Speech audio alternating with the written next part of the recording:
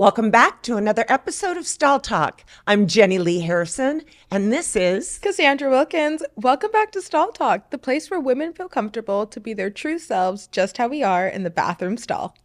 And we have a fabulous show ahead. It's all about fashion and innovation, so stay tuned. Ooh, come on in. Let's get down and dirty. The totally unfiltered, honest. Up to my brain. I love your brain. Stall Talk. Stall Talk. Y'all ready?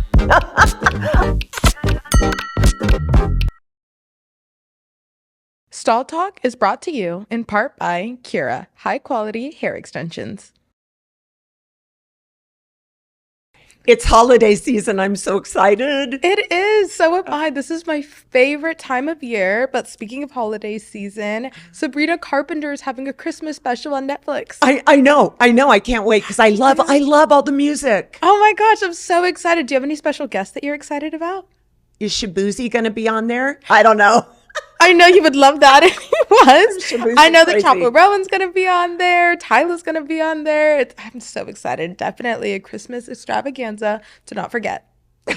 You know what I love? I love listening to holiday music. Mm-hmm. I start listening to holiday music like maybe in October. You do? Yes. I'm like July. I'm like, in July, I'm all here for. I'm like Mariah Carey. That is my girl. I start listening to her in July. Oh, gosh. Well, because myself, we do this really weird thing in our family, but I have a wrap room. That's not like rap. It's wrap, like WRAP. Like for wrapping Christmas For presents? wrapping Christmas presents. Yes. Oh, cute. And Wait, you have a whole room just to wrap I have Christmas presents? Damn, you're balling.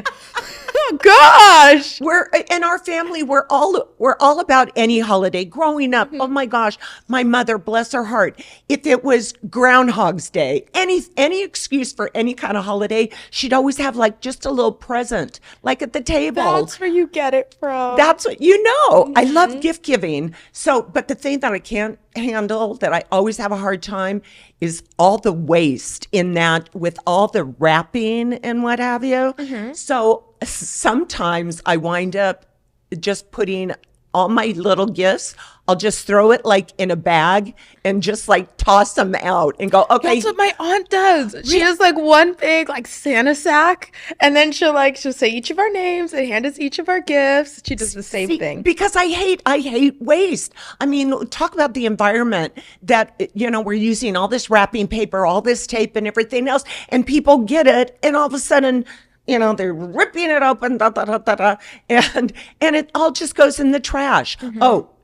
Well, my whole thing too is I save bows and I save wrapping presents. I save the gift bags. But you don't save. I even save the wrapping, and I save tissue paper, everything that I can. Oh my gosh, opening your presents must take so long. No, do you really just? Yes. Wow. Well, okay, hope they put you last. No, I try to save it because it's so wasteful. So no, I get really freaked out when people start just throwing out the wrapping paper, and they throw out the bows, especially the bags. What we do in my little girl group is I try to remember not to give them the same bag that they gave me back. Or not take off the little tag that says to and from. I always rip that off, and I'm like, here, it's a new bag. But you know what though? As you get older, again, I think I don't care. I find it even more joyful. I love that because I'm one too. They always talk about what is it called when you get a gift, but then you give it away. Oh, like regifting. Regifting. Thank you, that word. And I believe in that.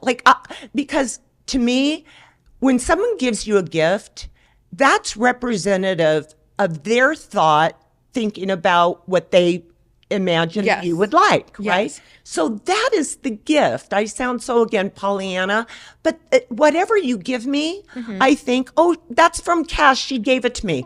But that enjoyment that I get from getting the gift originally, nothing compares to that because it's about that relationship. Exactly. So all of a sudden, if that's sitting in my, around my house or in the closet or something, I'm really not going to use it or what have you. I'll think, ooh, I know somebody else would like this. I'm the same way. You really, yeah. Like when we go to the gifting suites and like these influencer events, there's always so much free stuff. And I love it. I love it so much. It's very fun. And I'm so grateful to be gifted all these things. Even if they're things that I won't particularly use, I immediately think of a friend or a family member that would love one of those items. So I take it all and then I'm like, and I start dividing it up. I'm like, okay, when I go back home, I'm going to take these for these people. Or when I'm hanging out with my friends, I'll show up with like a big bag of like makeup and beauty products. So I'm like, none of the lipsticks or like the different foundations and stuff will like match me. So then I'm like, here you go. I pass it out to all my friends and my family and they love it. They're like, every time I go to a gifting event, they're always ready for their stuff and it's so fun. So it's nice to be able to like give back and share the wealth with all the people that support me. As I support you too. Thanks, babe. Love you. Well, again, now we're going to get into fashion and innovation. Exciting. And here we have Jordana Guimarães, the co-founder of Fashinnovation. I'm so excited to have you here. I'm so happy to be here. I've done my research and I heard that Fashinnovation is a mix between TED Talks, business of fashion, with a sprinkle of millennial. And I was like, yes, that's me. I relate. And so I was like, I want to find out more about this woman. So Jordana, tell me about the mission behind Fashion Innovation. So the fashion industry is the number one industry that should be connected at all times, yet it's extremely disconnected. And I found this through building the company, which was interesting. But, we started doing events, gatherings where, we would invite senior VPs and CEOs of companies that were similar in size, all based in New York City. And they would be meeting each other because of our gathering for the first time. And that was mind blowing to me because an industry that needs to move forward when it comes to sustainability, all these topics that they need to come to an agreement. Okay, this is what it means. And this is how we're going to achieve solving it. But if they're not speaking to each other, let alone they don't even know who each person is, it's mind-boggling to me. So that when we started finding that out, that was like the main mission was really to connect people, but not just connect like Joe meet Bob and leave it. It was more like, really connect them. Like, this is what this person's doing. This is what this person's doing. You guys should connect, collaborate, figure out how you can help each other. And we found that these senior C-suites and founders of big companies that were coming to our gatherings were coming up to us and saying, this is amazing. I've never been to an event like this. And in my mind, I was like, are they kidding? Because all I did was put them in the same room. Is that like brain surgery? But then you start to realize that companies that have these big communities, as much as they talk about collaboration, they hold it like this is my Rolodex. Like, if I'm not going to give this, I'm not going to connect because then I'm out. And then how am I going to be part of it? And for us, it was much more than that. Like, we don't need to be that middleman, like let them take it on and let them solve the industry's problems together, So that was like a mission that we really honed in on. And then we focused on 4 pillars, which is sustainability, innovation, entrepreneurship, and inclusivity, diversity, which are 4 obviously very important topics.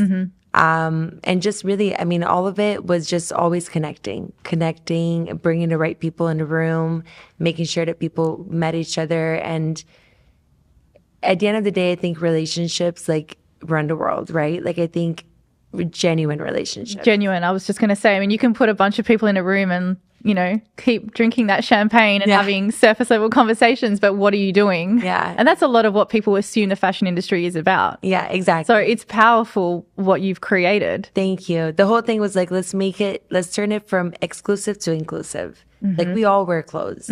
I could be in Paris, not speak French.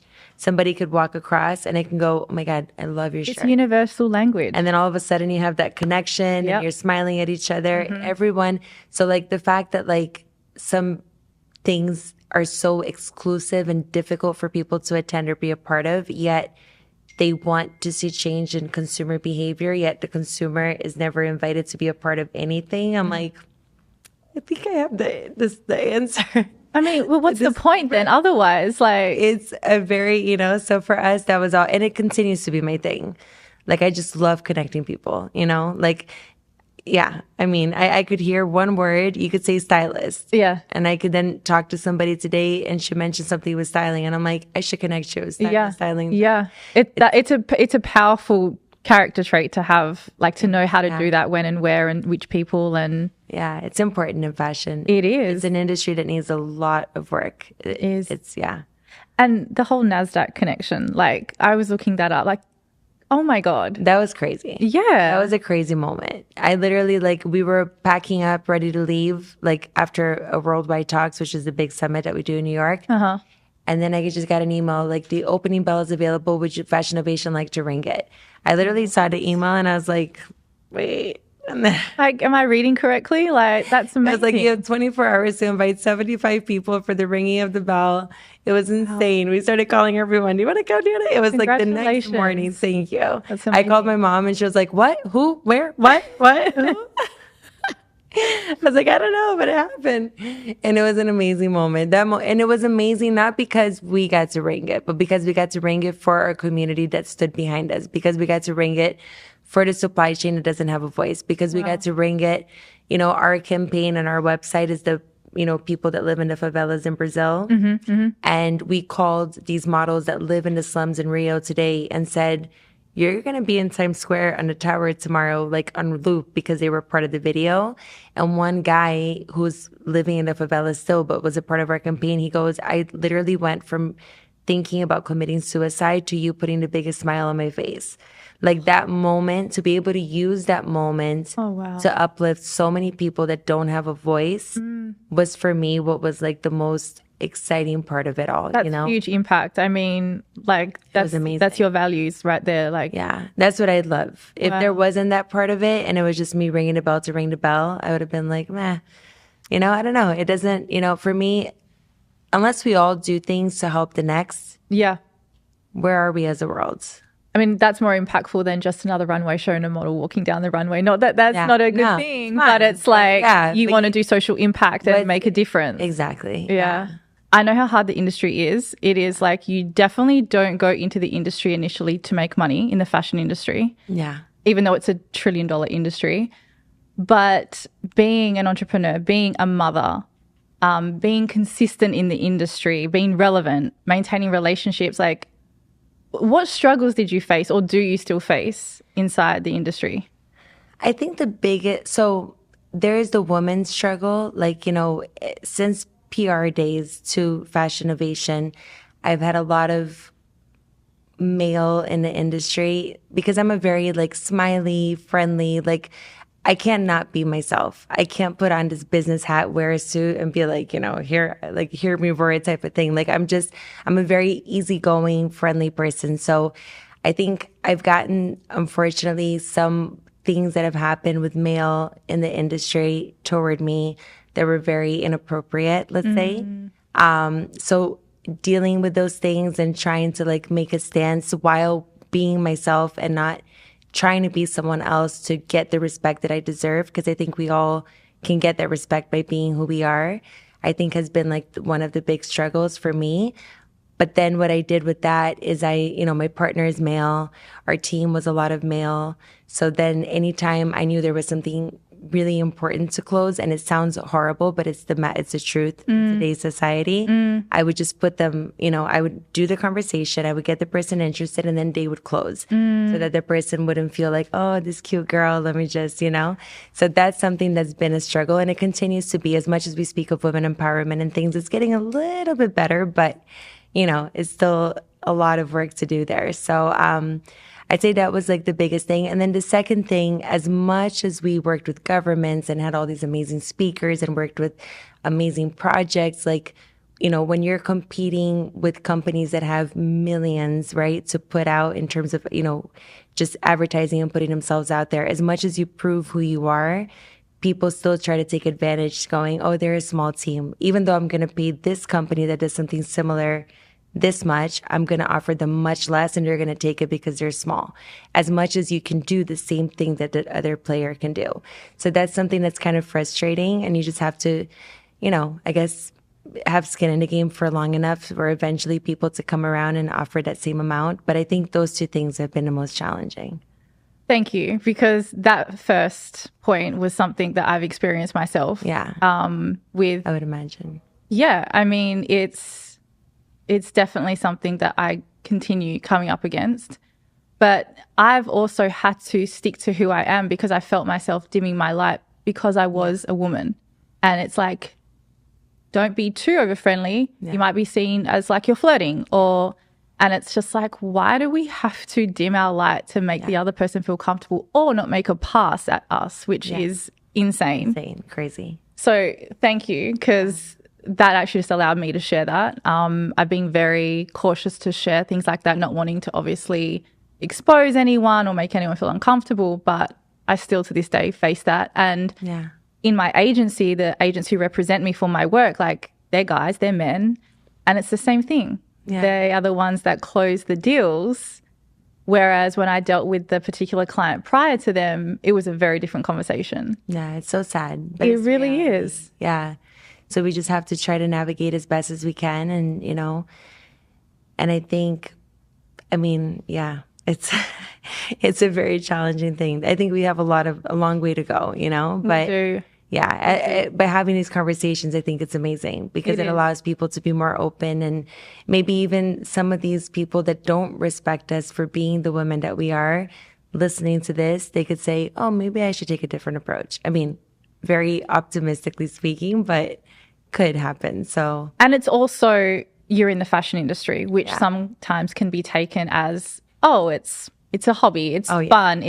I've dealt with that my whole career. Yeah. And it's like, if you saw the day-to-day behind the scenes of like me hustling and what I go, like you would be going through the same thing. Yeah. It is not one bit glamorous. That's the one crazy thing that I still think is when I go to big events with many industries, so many people, when they say, oh, so what do you do? And I say, oh, I work in the fashion industry. They're like, oh, my wife likes clothes. Oh my God. That's the response that I get. And I'm like, do you know how big of an industry? Like, this is one of the biggest businesses in the world, But they really do say that. They're like, oh, you should talk to my wife. She loves clothes. I'm not the right person to talk about fashion. The resilience that you build, honestly, I've experienced that exact same comment. And I'm like, this has got nothing to do with the fact that your wife likes clothes, but thank you anyway. Sure, like send her my way. I feel you. Wow. Wow. Okay. What do you think women need to hear, like to feel supported, like to genuinely feel supported from other women? I think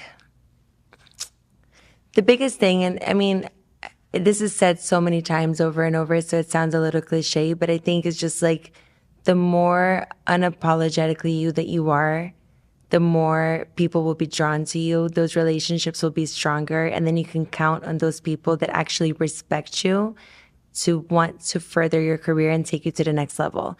So like, it doesn't take everyone to do that. It takes a handful of people that believe in you. And some of those, like they will come around. Like, your tribe, it doesn't have to be huge, but if you have a small tribe of people that do have influence and they respect you for who you are and they're willing to take that risk, that's all you really need to move forward, So I'd say like, just focus on that, and don't try to like please everybody because it's never going to happen. But just focus on the people that you do get, like you do have that relationship with, and put that time into that relationship, and build, and like, because I think that's at the end of the day, I don't know, it's less is more, right? Yeah. Like, it's funny, but back in the AOL days, my nickname on the chat rooms, because I'm 44, so I used the chat rooms back then, it was less is more 22. Less is more has always been my motto. Like, you don't need that much in anything, whether it's relationships and, business. If you have like the super fans, in business, those super fans will go much longer in terms of like building your career or your business than just having like a million people that know you exist, but they're not true fans, So I would just say focus on that. I love that. Less is more is my motto for styling. And so I feel you on that part too. So being a mum, surviving in this industry that's so consumed by image, talk to me. How do you navigate all of that? It's really hard because, well, first, I noticed recently my 8-year-old, every time I say, oh, let's take a picture, and I point the camera to her, she sucks her stomach in. I don't know where she got that from, but it bothers me already, really bothers me. Because when I was 18, I actually was anorexic. So like I went through a lot of bullying in high school. Feels. I got over it, like thankfully. But kids can be very mean in school, you know? So when I had kids, like every single day, and my mom sometimes she's like, it's too much. Like you're gonna make them think they're like, you know, like you don't give them that many compliments.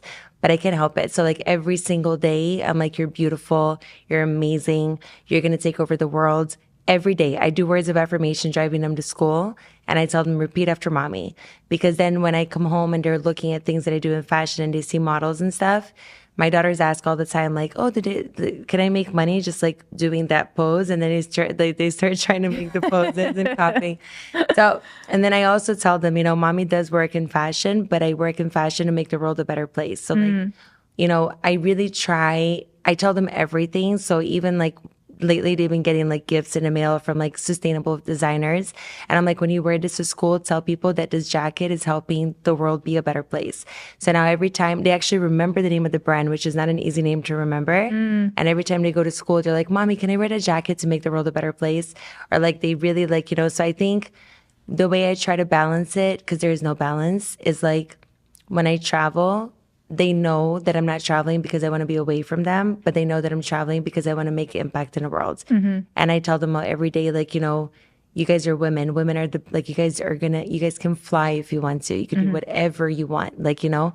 So I really try to use all of the things that I've been through and knowing how hard that was to like empower them like times 10, you know. So that's something that I do every day. It's like I can't wake up and not do that. You know, so Wow. yeah. That takes a lot of intentional energy. Yeah. And sometimes you wake up and you're like, I don't know. Yeah, because I mean, we're conditioned to want it all and do it all. How are you navigating all of that as well? So it's been challenging. So I'll say like I've recently gone through a separation and now divorced. And the challenge there is like, you know, as much as women are empowered, after 10 years of having someone there that, you know, you could say, I'm tired today, take the kids. Or like, you know, today, like, I'm going to stay in bed a little bit longer, just make them breakfast. I'll be out in 5 minutes.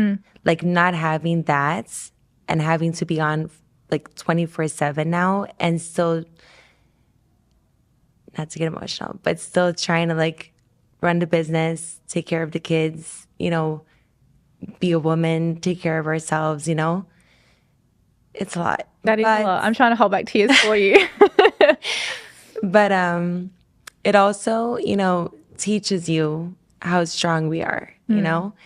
And with every like moment that I go through where like I feel that little bit of empowerment because I was able to do it, even if it's like wake up on a morning that I do not want to get out of bed because I'm in my own thoughts, but I know that they're waiting for me and they call, mommy, I'm awake, and I have to go to their room.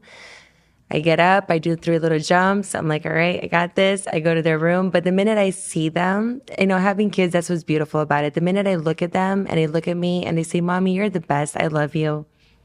Like, you know what? I can't take over the world. Yeah, absolutely. Wow. So it's been really challenging. I can't say it hasn't. I'm not like, no one is that strong. We all have, you know, we're human. But it's been an amazing journey. I've learned more about myself in the last 8 months than I have in 44 years of life. What have you learned the most?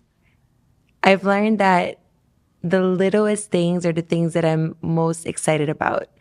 I've learned that, like, you know, it's okay to just not be perfect all the time. You know, it's okay. Like, I've learned that, I don't know, even in, you know, friendships and such, I don't know, it's changed my mindset in terms of, like, who are my friends? Who do I want them to be? You start to look at life in a different way because it's like you against the world, right? I mean, it sounds cliche, but it is, right? It's like you and your kids, and you have your family, you have your friends, but at the end of the day, no one's going to do what you know, it's you. Exactly, yeah. So you just learn to kind of understand what matters to you and just let go of the noise of what's supposed to matter to you. And once you are able to do that, it took me the first 4 months, I was a mess. I was riding the Peloton, crying on a bike, I was a mess. It's painful. I was a mess. Yeah. But the last 2-3 months, I don't know what happened, but I've never felt so empowered, and I want to empower others through my own empowerment, you know?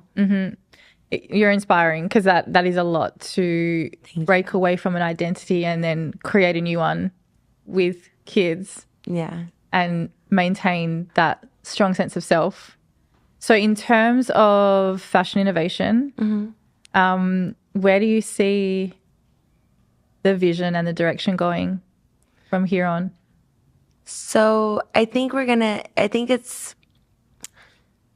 feel like the business it's like a collective.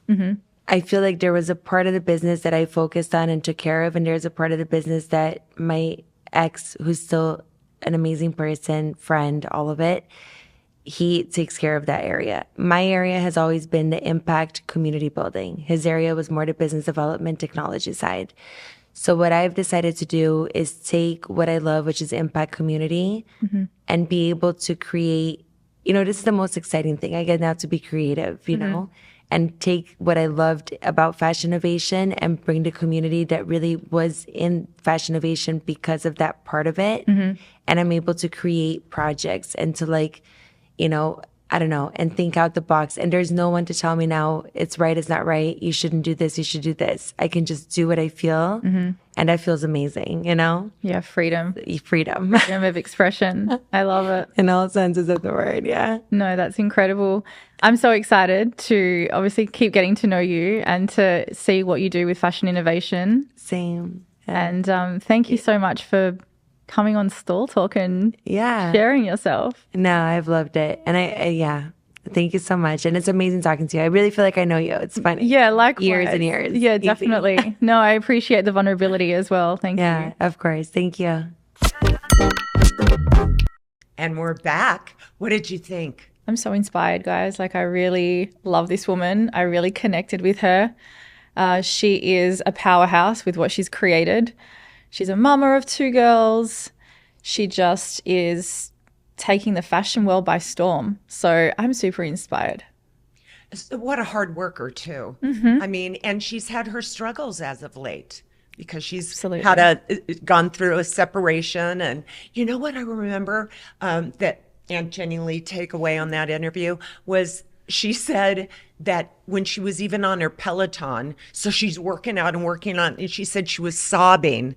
So it's just like, I thought, oh my gosh, but she was just grabbing the power within her to say, I got to keep going. I have my 2 girls and I know I'm on doing great things and I got to power through this, right? Yeah, as painful as it was for her, it was like she had no other choice. And so I really respect her vulnerability. But something that I really took away was when she said, as a businesswoman, in order to close deals, she would have to have a man come in and close it. Right. Yeah. I resonated along with that as well. I've had my own experiences and I feel the difference with my own agency, who are all men, and it's just a different dynamic. I agree. I feel like as a woman, especially like with us, I feel like just being like a girl and pretty and cute gets you in the door, but to get the paper signed and have it closed, because I've worked in sales a lot. So it's like, oh, like a cute girl, like, oh, I'll listen to her, just to entertain her. But then when it comes to like, no, like actually take me seriously, they want a man to be able to do that. So then I'd have to bring in a man to come in and close it and do that for me. Okay, so Stall Talk babes, what do we do to change that? That's a good question. I think it's standing in your power. I think it's not dimming your light for the sake of not having someone make a pass at you or consider you as flirting because you're being friendly, which is a fine line. However, it's a case of having to almost mold your personality inside a boardroom to be taken seriously, which in a way kind of sucks because it's like there's a version of you that's not being yourself, right? It's like you're either flirting or she's bitchy. Like, I don't want to work with her. She's bitchy if you put on that serious attitude. But then if you're kind and you're friendly, they always take it as you're flirting. So it's a case of be yourself. I mean, why do we have to go in there and put on a mask? Just be yourself. I think if we do that more often, whether we close the deal or not in that situation, at least we're not compromising a part of ourselves.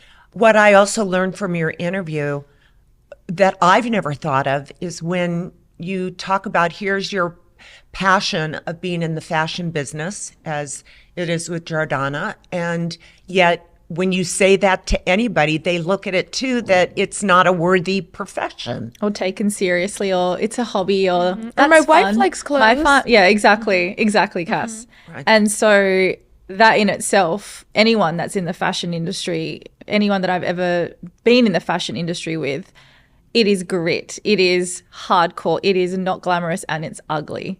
And there's probably 5% of the glamour side where you're at the event and you're, having a glass of champagne where everyone thinks that that's what it's all about.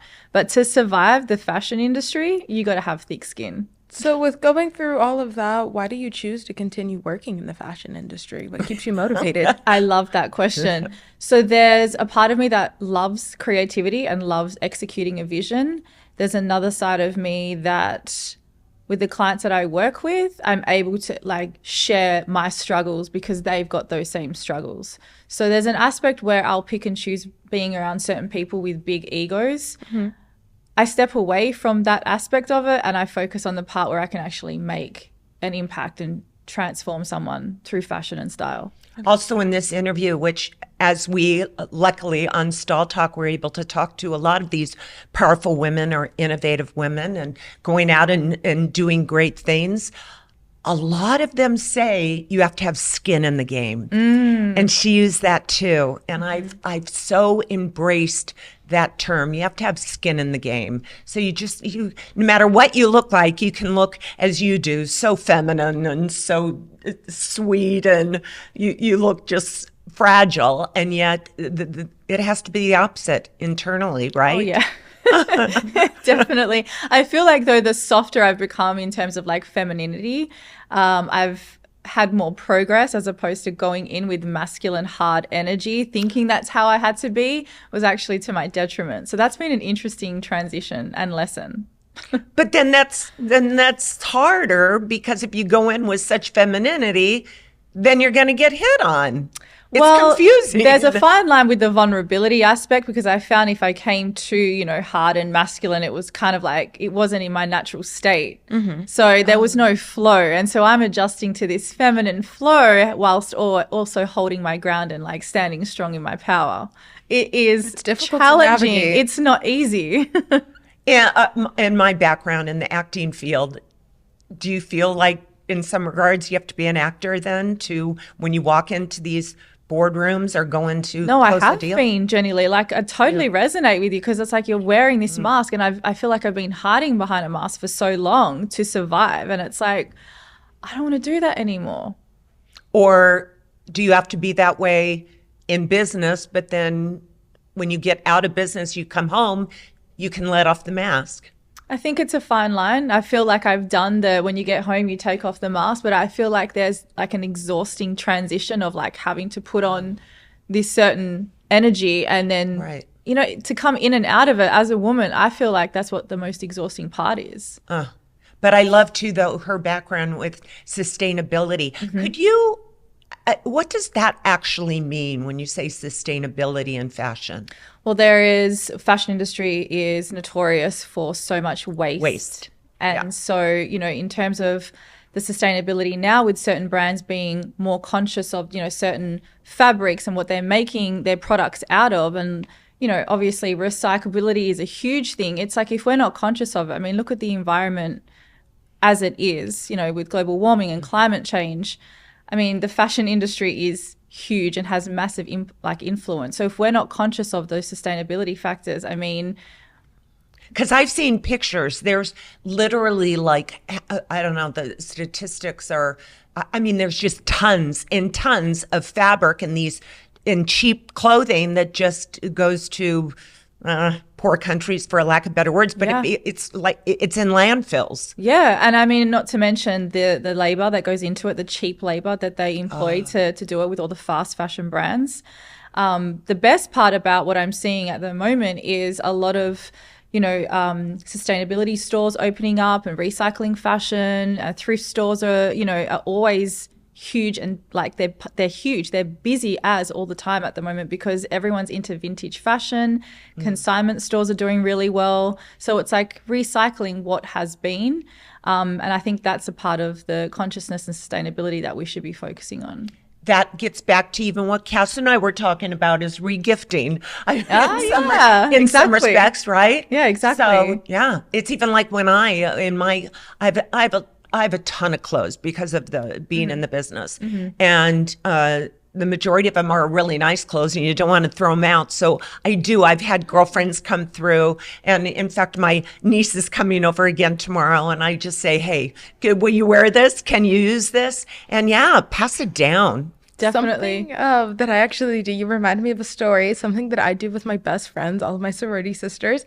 About 2 to 3 times a year, we meet up in one of our apartments. We bring like trash bags, like full of clothes, and we just trade. We each like have a pile of all our clothes, and then we'll all have new outfits, and we just trade them. And it's so much fun. We do the same thing with beauty products. Like, you go to Bath and Body Works, you get a ton of like those sprays, but then you only use like this much, and then you have just a ton of bottles left over. So we'll do like beauty products, and we'll do our clothes and all kinds of things, and we'll just bring them and we'll all trade it, and we all have new wardrobes like every 3 to 6 months. That's amazing. It's really fun. And I growing up even is that all we did was go to thrift stores and or they would have like garage sales, swap meets and stuff, and that was all of our clothing. Swap meets are fun. And in fact, my little secret too is my wedding dress when I got married, I got at a consignment store. And I never told anybody, and they go, oh my gosh, your outfit and all this, because I got married later, so I didn't have the white wedding gown thing. But yeah, I got it. Show me photos. I need to see I this. got it. A Norma Kamali. Oh my God, she's amazing, that designer. Yeah. Jenilee. Yeah, hey, I know my stuff. Even though I'm that ranch girl tomboy, but Aunt Jenilee can, she can I dress love that up. designer. I need to see photos now. That's cool. Yeah. And I still have it because it's a 2-piece, and I could wear the top and the bottoms of this. Oh, you're so cute. Thank you. Okay, please show me photos. I'm excited. But yeah, fashion, and that even gets to look at us all giggling. Fashion is real. Fashion will always be really big. Fashion's always been really big. I think it's a universal language. I've always said it. It brings us together. It connects us together. And when you talk about too that fashion is an international language, and yet is the fashion, it's my one question, is fashion that much different, or is it totally different from when you're in the United States compared to India, compared to Africa? Good question. I mean, do you know? I mean, what's the answer to that, do you think? Is it different? I think there's definitely different aesthetic. There's different designers. I feel like ultimately everyone wants to self-express in their own way through fashion, but there's huge difference with different aesthetics worldwide. And is there a leader, like when you hear, are the French first, or are the Americans first, or are the Africans first? Oh, I love that. There's so much influence coming from African culture. It is amazing. I love Africa. That's why I mean, African designers are leading the way, especially in the Afrobeat scene, which is, insane in the US at the moment. I mean, London, Paris, Milan, New York, your fashion capitals, that's always been where, the fashion starts from, with haute couture fashion runway shows. But what I'm super excited about is, the influence coming from African designers and Afro culture. It's pretty cool. I did a film one time, and I lived in South Africa for 4 months. Ooh. And we worked with the African tribes and all that. It was fantastic. But that's why, I love Africa and the colors that they use, right? Yeah. Some of the most vibrant colors come out of Africa, right? What's some of the biggest trends in the United States right now? In the United States, I would say the trends still, in my opinion, come from Europe. I feel like there's a big focus on oversized silhouettes for men and women. What does that mean? Okay, so oversized silhouettes would be basically what you're wearing. Top and bottom would be an oversized top, oversized jeans as an example. So like for a normal layperson, baggy jeans rather than skinny jeans. You could reference it like that. But I mean, they have influence from oversized silhouettes for male and female because it's almost like this crossover of men and women's fashion. Okay. Which obviously is influenced by, the mix of gender roles. It's interesting how fashion and gender, again, is mixed in together, which I think it's great. Yeah. You know what? I always did this I always did it. I still do it when I go into department stores or something. One of the first places that I go is into the men's department. And the reason why, well, first of all, I'm big. Everything about me is big, right? I mean, I'm slender, but I'm just a big girl.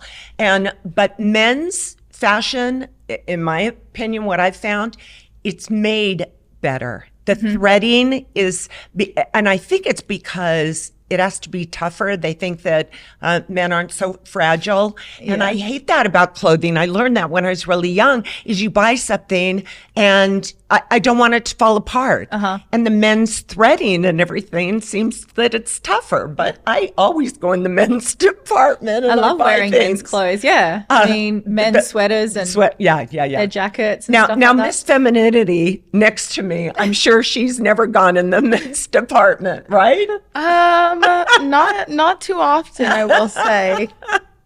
Oh gosh. Well, we just had such a wonderful time watching you. So thank you very, very much for sharing another episode, another topic here on Stall Talk. Thank you for joining us. Anytime. Trending up, trending down. What?